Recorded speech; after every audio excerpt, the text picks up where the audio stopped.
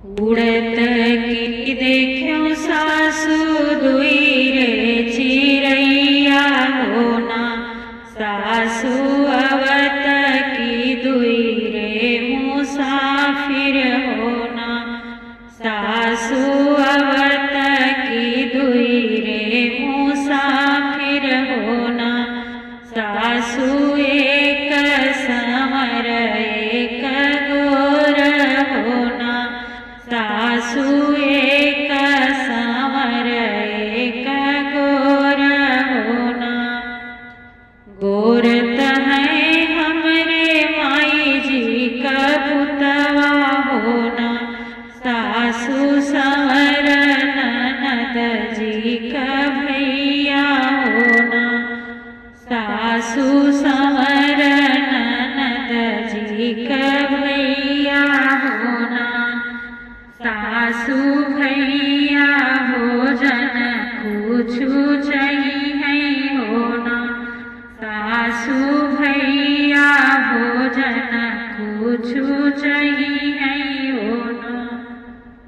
कुटिला में बाटे बहुअर सड़ली को दैया होना, बहुअर गुरवा पे चकवड़ का सगवा होना। कोठिला में बाटे बहुअर सड़ली को दैया होना, बहुअर गुरवा पे चकवड़ का सगवा होना। अगिया लगायो सासु सड़ली को दैया होना, हरे राम बजर पड़ै चकवड़ का सगवा होना। अगिया लगायो सासु सड़ली को दैया होना, सासु बजर पड़ै चकवड़ का सगवा होना। मुंगिया दरिया दरी दलिया बनवले होना, हरे राम रगड़ी रगड़ी पीसो हरदी होना।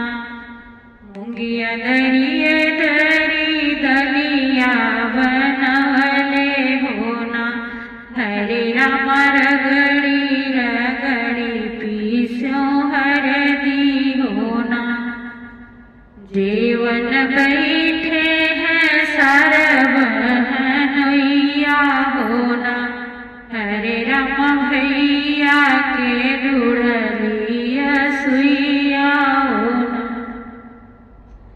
जीवन बैठे हैं सरबहनोइया होना, हरे राम भैया के ढूढ़लिया सुइया होना। किया सुधिया वे भैया माई का कल हुआ होना, भैया किया सुधी भाभी कैसे जरिया होना। किया सुधिया वे भैया माई का कल हुआ होना, भैया किया सुधी भाभी कैसे जरिया होना। नहीं सुधिया वे बहिनी माई का कल हुआ होना, बहिनी नहीं सुधी भाभी कैसे जरिया होना। हम तो झमकी बहिनी तोहरे करमवा होना, बहिनी जरी के कोई होई गईलू होना।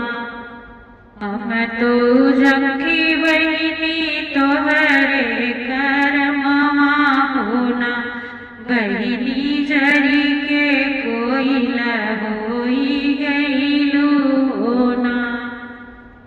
एक टिकरिया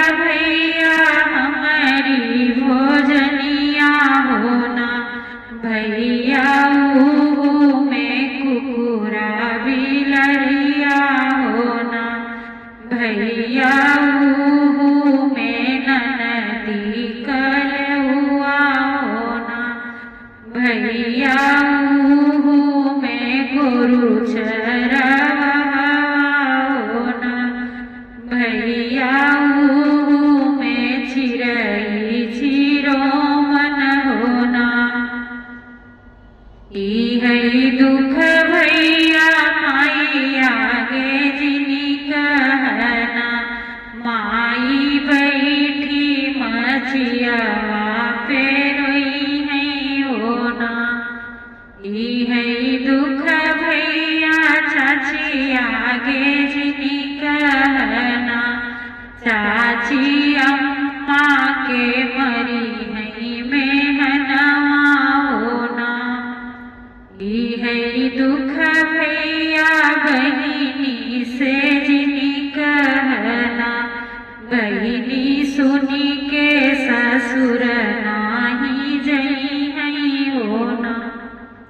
ई है दुख भैया सखियन से जिनी कहना, सखी लोग अपनन में करी की अलवा होना। सखी लोग अपनन में करी की अलवा होना। ई है दुख भैया भाभी आगे जिनी कहना, भाभी राम रसैया बैठी रोई है होना।